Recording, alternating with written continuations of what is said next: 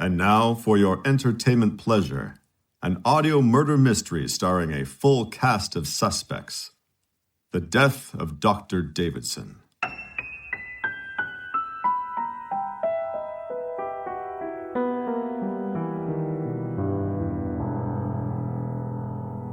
What message does Dr. Davidson have from the grave? Listen closely and find out.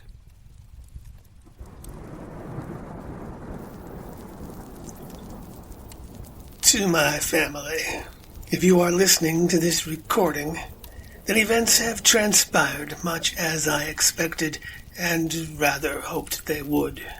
That I am deceased and you have discovered this recording and the files I wish to make public. Therefore, this recording shall serve as my final will and testament, superseding any previous wills in existence. No doubt you are confused by this turn of events, so allow me to fully explain the circumstances that have brought you here. It has long been my belief that, to quote King Lear, how sharper than a serpent's tooth it is to have a thankless child. I worked to provide an excellent upbringing for my 3 children, and through shrewd investments and careful economy, I was able to increase my fortune to the point that it became, to my chagrin, a source of enmity amongst my family rather than cause for gratitude. Instead of raising 3 bright, capable young people to go out and do good in the world, as I had the misfortune of witnessing 3 dissolute and lazy individuals emerge from my care, and the further disgrace of watching their lives disintegrate into the indulgent self-pity which I tried so strenuously to discourage in them. Before I continue with the distribution of my estate, you must be aware of certain facts. Last winter, I became ill with a severe chest infection, or so I thought. After treating it myself and seeing the symptoms only worsen, I finally consulted one of my former colleagues in Harley Street, who delivered to me the grim diagnosis: cancer of the lung, and at such an advanced state as to assure me that within the year I would be dead. I did not share this news with my family, knowing that none of you would likely have cared. It did, however, cause me to start putting my affairs in order, and to start considering how I should like my estate to be divided. Like King Lear regarding his ungrateful children, I opted to devise a test of sorts, to see which, if any of you, were deserving of my generosity. I carefully considered the facts as they pertain to each of you, and here are my conclusions. Sadie, you may not be the eldest, but in any inventory of a father's deepest regrets, one must begin with the child who has caused him the most grief. Your thoughtless, immoral behavior was beyond reprehensible, and forever besmirched the Davidson family name. Perhaps age and maturity have shown you why it was necessary for you to give up your child and marry someone as quickly as possible. But, given your misplaced devotion to this home for unwed mothers that you so desperately want, I have little hope that you will ever understand. Oh, what a terrible thing to say. Even from the grave he torments me. My only regret is that in my shock and dismay, I foolishly rushed to exhort Oliver Forster to make an honest woman out of you. Forster was my solicitor for many years, and though it shames me now to admit it, it was his information, garnered from a privileged conversation with another client of his, and then illegally communicated to me, that allowed me to sell my shares ahead of Black Thursday, and thereby prevent the loss of my fortune.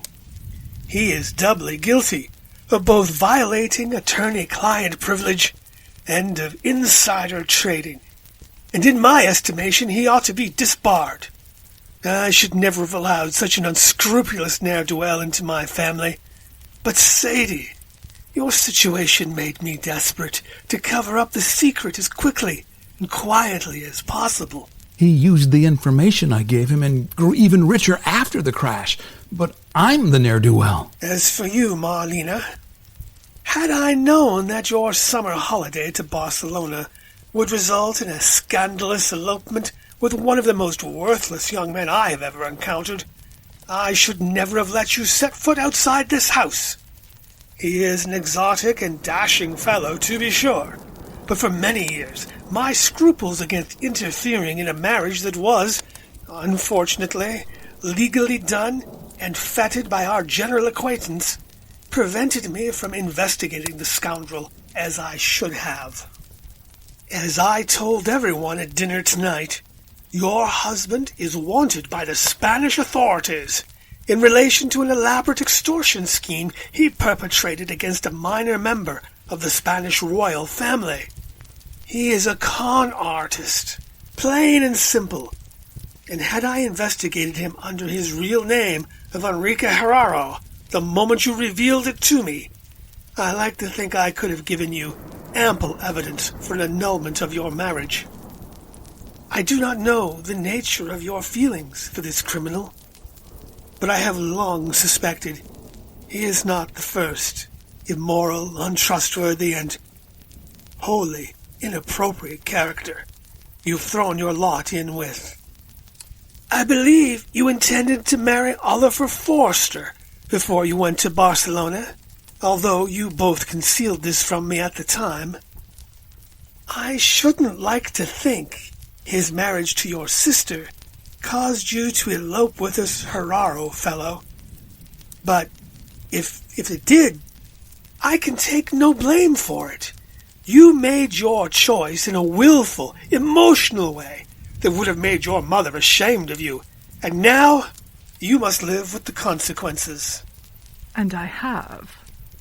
Rodney, you have always been a disappointment to me, being the most dissolute young man and now an entirely dissipated drunkard of more than 40. Either of my daughters equal two of you, and it is my eternal shame that I was unable to produce an heir worthy of carrying on the Davidson name. I say, don't beat around the bush, Father. Tell us your true feelings. Regardless, you must be aware that when you came to me last winter, having cancelled your sailing trip and offered to attend me during my illness, I saw for perhaps the first time a latent maturity and evidence of good breeding in you that I had always dared to hope were bound to emerge. Imagine then my dismay upon hearing that the reason for this newfound filial devotion was that you wished to marry a showgirl you had met at a revue show on the Brighton Pier. Having disabused you of that notion, I was not unaware of your resentment towards me. No doubt you thought that by coming to me last month and asking my permission to court my secretary, Miss Pangiotis, that you had offered me a potential daughter-in-law who was a shade more respectable than your previous choice. I was sorry to have to disabuse you of that notion as well, but I can now admit that I also held back from you another crucially important and shocking piece of information. It pains me to relate the particulars, but in investigating Miss Pangiotis prior to her employment here, I discovered not only is she poor and likely a scheming gold digger, but she is also, I regret to say, the natural daughter of your sister, Sadie.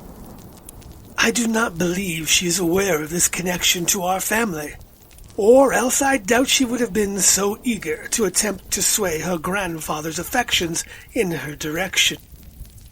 But you need to know this truth before you proceed any further with the pursuit of a woman who is, in fact, your niece. In the spirit of familial obligation, I did endeavor to learn her character, and offered her many chances to provide the kind of loving and dedicated support that anyone worthy of being called my granddaughter would have to demonstrate. But alas, like her mother, aunt, and yourself, she too failed me. Every attempt to find solace in her companionship resulted in my having to bolster her rather than the other way around. She quite simply was not a comfort when I needed her, and so my hope is that she will never know of her bloodline, and may never make a claim against my estate. I have never been so ashamed to be born into this man's family. I'm sorry, Mama, but I can't say that I'm not grateful to have been raised by the Pangiotis family instead. Finally, you may wonder at my outburst of last evening, and why I chose to publicly berate all of you. It is simply this. I wanted to give my children one last chance to redeem themselves. If any of you had come to my study after the event and begged my forgiveness, if any of you had pleaded with me for a reconciliation, I would have relented. If my sons-in-law, either of them, had come to me and offered apologies, I would have stayed my hand. In other words, if any of you had shown your father the love and respect he is due, all of this unpleasantness would have been avoided. I would have revealed the nature of my illness, and I would have been prepared to let the cancer take its natural course. I would have gone to my heavenly reward with my last will and testament intact, providing for each of you as I had always intended. If you, Kitty, had tried to come to me as a wife should, I would have forgiven you. But if the threat of divorce and disinheritance weren't motive enough to make you reconsider the error of your ways, then I was and am prepared to adhere to the original conditions of my previous will. Since you and I have not been married 10 years as of yet, you are entitled to precisely nothing, and that is what you shall receive. That's what you think.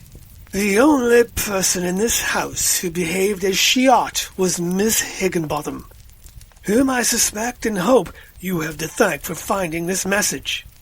Not wanting to leave such important files to be found by either of my two sons-in-law, I had to devise a way to alert the proper authorities to their location. If you are listening to this recording, then my plan was a success. That's who I heard him talking to then. Himself. Regarding this here message. I did worry that perhaps passages from King Lear were beyond the intellectual abilities of Miss Higginbotham. But I trusted that an intelligent person of my own sex would be present to put the pieces together. While I am grateful to Miss Higginbotham, whom I can hear outside my door this very moment, delivering me my cocoa as she has done every night for 30 years, the reliable old biddy, I can only express my deep, deep disappointment at this piteous state of affairs, that a simple-minded, doddering old servant of the lower classes should show more loyalty to me than any of my own family. Oh, Hannah, how perfectly awful of him to say such things.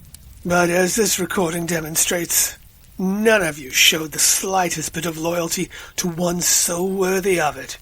Not one of you came to me to soothe my anger and repent of your bad behavior. Not one of you thought for a moment about how you had abused me for so many years. And so, I proceeded with my plan, as I had warned all of you I would. Therefore, not only does this recording serve as my new last will and testament, bequeathing all my worldly goods and entire estate to the Church of England Temperance Society, but I furthermore make it publicly known that I, Dr. James Robert Davidson of Wakefield Manor, took my own life on the evening of 14th August, 1938. You may consult with Dr. Bishop of Harley Street, who will confirm that the cancer invading my body had advanced beyond the help of medical science. He has been provided with radiographs to render the diagnosis irrefutable, and will of course confirm my own assessment that had I not taken this course of action this evening, my life would have been prolonged by only a few more months at most.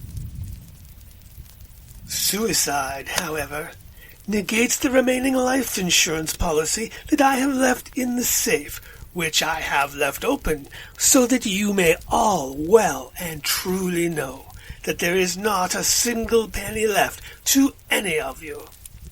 The other contents of the safe are, of course, part of my estate, and have been itemized on a notarized document left to the care of my solicitor.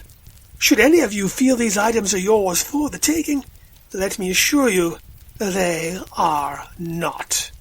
In the event, I have instructed my solicitor to report their absence to the police as theft. Lastly, the method I used was the administration of prussic acid into my cocoa, the empty vial of which I threw out the window and into the shrubs beneath, where anyone who cares to look may discover it, along with the paper upon which I wrote the King Lear quotation. I described these facts so as to avoid any possibility of one of you being charged with my murder. Consider this my last gift to you, as undeserving as all of you are, because you will certainly get nothing more from me. And so, there we are. This is simply unbelievable. I don't know what to say. How tragic is all this? He killed himself. His last act on Earth was perhaps more selfish and cold-hearted than anything he ever did before. Unbelievable. What if you hadn't discovered this recording, Inspector? How on earth did you find it, by the way? Dr. Davidson left us some clues, involving a form of secret handwriting and, as he stated, a quote from King Lear. Something Hannah told me about the little games he used to like to play gave me the notion that perhaps he had hidden certain information in a secret location. You know how your father always loved puzzles and riddles? King Lear, the Shakespeare play? Yes, Dr. Davidson wrote the line. I am a man more sinned against than sinning, you see. Oh, for God's sake. What a petulant man. And in finding that line in the book, I found another slip of paper directing me to the hidden files, and this recording. What a cowardly, vicious thing to do, to make his suicide look like a murder and conceal the truth behind tricks and puzzles. Oh, come now. He gave us a gift, remember? He told us he offed himself just so none of us will be charged. He just happened not to care if the proof of it were never found. It is, perhaps, the most extraordinary suicide I have ever seen. This recording, however, according to the family solicitor, may be considered his legal last will and testament. I'm sorry to be the bearer of bad news, but it need not have been witnessed by anyone to be considered valid. I'm very sorry to say, you have all been disinherited. Well, I don't know about you lot, but I could use a cup of tea. I'll just go put the kettle on. Excuse me, Inspector, let me just get by you. I must say, I've never seen one of these dictaphone thingies up close before. Amazing, isn't it, how his voice got recorded into all these little grooves in the wax. How marvellous. It's such a small cylinder. And, oh my goodness gracious me. Oh, what a clumsy fool I am. Oh, my heavens, if I could just reach it. Oh, dear me. Hannah, do be careful. You'll burn yourself. Don't go in after it, Hannah. Look, the wax is all melting away.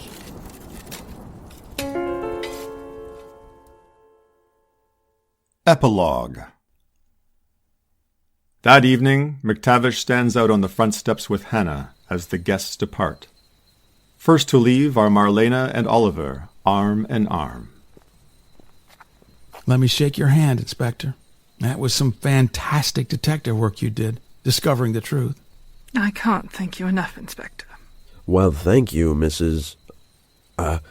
Forgive me.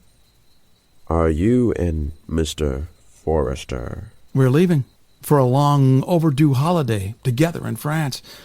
And when we come back, we'll both begin divorce proceedings.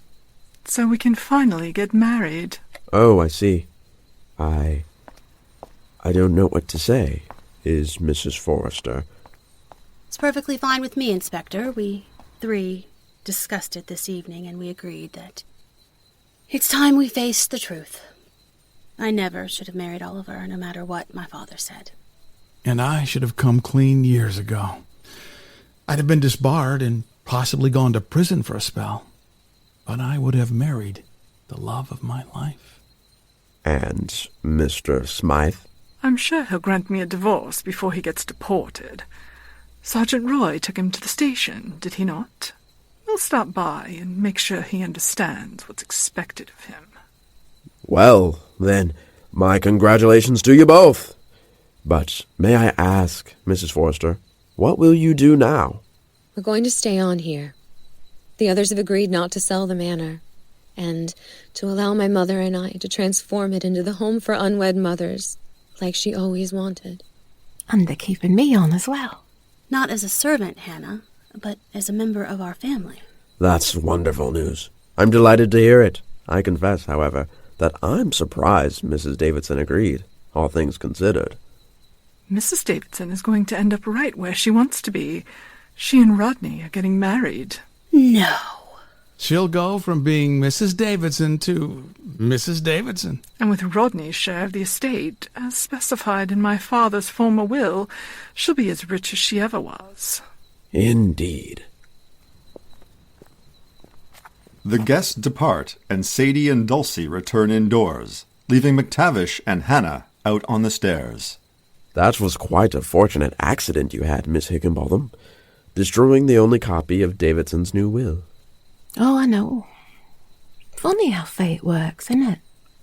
One might think, well, let's just say, one would be forgiven for thinking that you intentionally destroyed that cylinder, knowing that without it, the original will would stand, and the family would inherit Dr. Davidson's estate. Oh, come on now, Inspector. I'm just a simple-minded daughter and old servant from the lower classes. How could I have ever thought of anything half so clever as that?